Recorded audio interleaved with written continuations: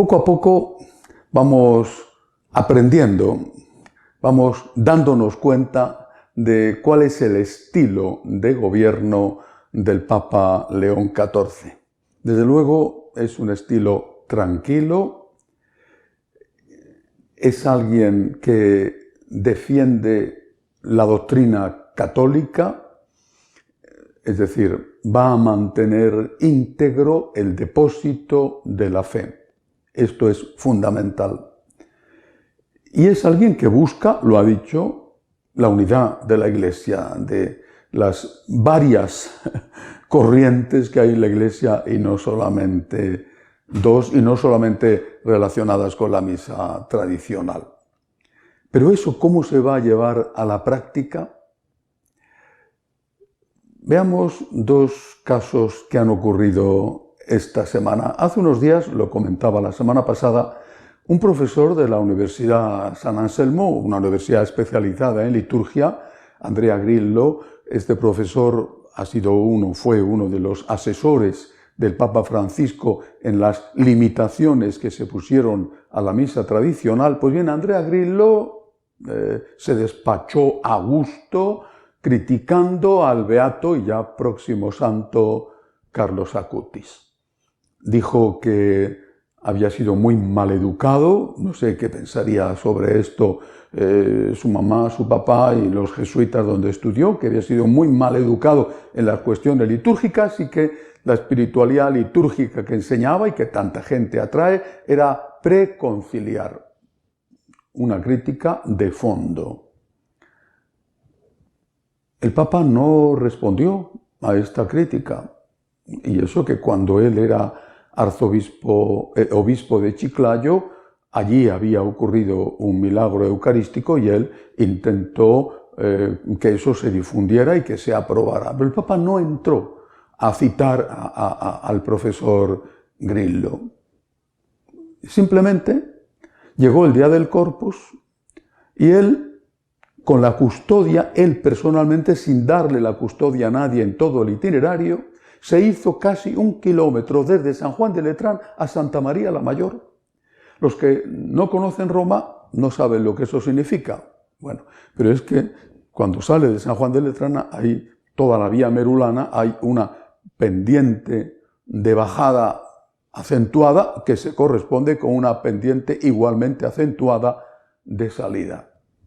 Hacerse casi 1 kilómetro con una custodia que no la he pesado, pero son custodias antiguas y que pesa no sé cuánto, pero desde luego una buena cantidad de kilos, sin apoyarse, llevándola en la mano todo el tiempo, él, ese largo trayecto pesado de hacer, ¿eso qué era?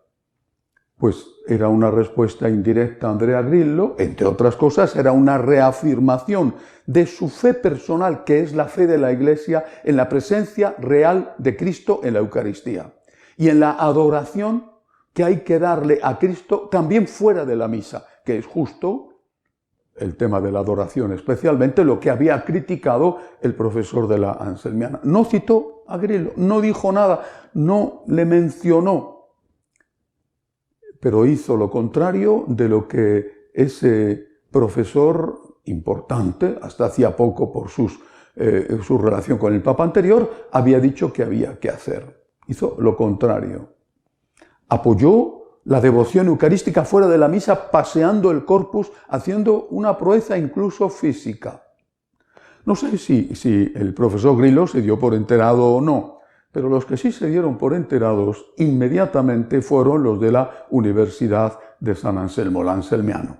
Se dieron por enterados porque a los pocos días sacaron un comunicado oficial desmarcándose de lo que había dicho su profesor y diciendo que en esa universidad se enseña la doctrina de la Iglesia, que son fieles a la enseñanza de la doctrina de la Iglesia. Los de San Anselmo se enteraron. Ahora habrá que ver qué hacen los de San Anselmo con ese profesor. Ahí es donde va a entrar el gobierno de la Iglesia. Otro ejemplo. Son muchas las voces de cardenales, de obispos, no digamos de clero, incluso el sínodo de la Amazonía que han solicitado que se ponga fin al celibato obligatorio de los sacerdotes y que se pase a una situación de celibato opcional. Es decir, que el que quiera pueda ser célibe y el que no pueda formar una familia y casarse. Ya al margen del tema de las relaciones homosexuales, es decir, una familia, hombre-mujer, y que se ponga fin al celibato obligatorio. Son muchas las voces sobre esto. El Papa no ha dicho una palabra acerca de que el celibato se va a mantener, no. Pero se ha celebrado esta semana el jubileo para los seminaristas y el jubileo para los obispos. Y a los seminaristas les ha dicho con toda claridad que tienen que vivir castos, que tienen que practicar la virtud de la castidad y que no pueden llevar una doble vida. Pero es que lo mismo les ha dicho a los obispos, también a los obispos les ha dicho que tienen que vivir castos. Es decir, no entra al trapo de las trampas que, como aquellos antiguos fariseos le ponían a Jesús, ahora le ponen a él. No entra al trapo. Simplemente reafirma la doctrina. No dice, vamos a mantener el celibato de los sacerdotes porque es la tradición de la Iglesia. Dice a los seminaristas y a los obispos, hay que vivir la castidad. Es decir, está diciendo lo mismo de otra manera, pero todo el mundo, como ha ocurrido con la Universidad de San Anselmo, todo el mundo debería darse por enterado. Además, en ese discurso a los obispos les ha hablado de la Iglesia sinodal y de que ellos tienen que ser sinodales. Y supongo que algunos inmediatamente se llenaron de entusiasmo cuando pronunció la palabra sinodalidad. Pero lo que ha dicho es que ser sinodal significa dialogar y escuchar, con lo cual absolutamente todos estamos de acuerdo, porque si no dialogas y si no escuchas, ¿cómo vas a gobernar? ¿Cómo vas a ser un buen pastor si no tienes la capacidad de escuchar a las personas y de dialogar con las personas con las que tienes que llevar adelante un proyecto pastoral o que son aquellos fieles tuyos a los que tienes que acercar a Dios? Por lo tanto, sinodalidad, sí, pero sinodalidad, ¿cómo? Sinodalidad entendida como diálogo y escucha. Repito que todos absolutamente estamos de acuerdo. Bueno, yo creo que son cosas que él va diciendo intentando no imponer ni enfrentarse con nadie, incluso, y esto ocurrió también esta semana, incluso con los nombramientos, los pocos que ha hecho, concretamente los miembros del dicasterio para la vida consagrada en institutos seculares, donde ha nombrado como miembros y como consultores a algunos cardenales y obispos que figuran entre los más liberales de la Iglesia, entre los más radicales. De nuevo, exultantes, aquellos que han dicho, por fin podemos demostrar que el Papa León es un liberal porque ha nombrado a estos ultraliberales para estos cargos importantes. Bueno, habrá que ver si de verdad son tan ultraliberales como ellos dicen que lo son. No me refiero a los interesados, sino a los medios de comunicación que han exultado de alegría. Eso habrá que verlo. Pero en cualquier caso, ¿qué es lo que el Papa está diciendo? Quiero contar con vosotros también, con unos y con otros. Si no, no voy a poder conseguir la unidad. Quiero contar con vosotros. Vosotros que tenéis fama de conservadores, también en esos nombramientos hay algunos, por ejemplo, el cardenal Pizzaballa, es extraordinario cardenal, es el patriarca latino de Jerusalén. Quiero contar con vosotros, unos y otros, pero la línea la marco yo.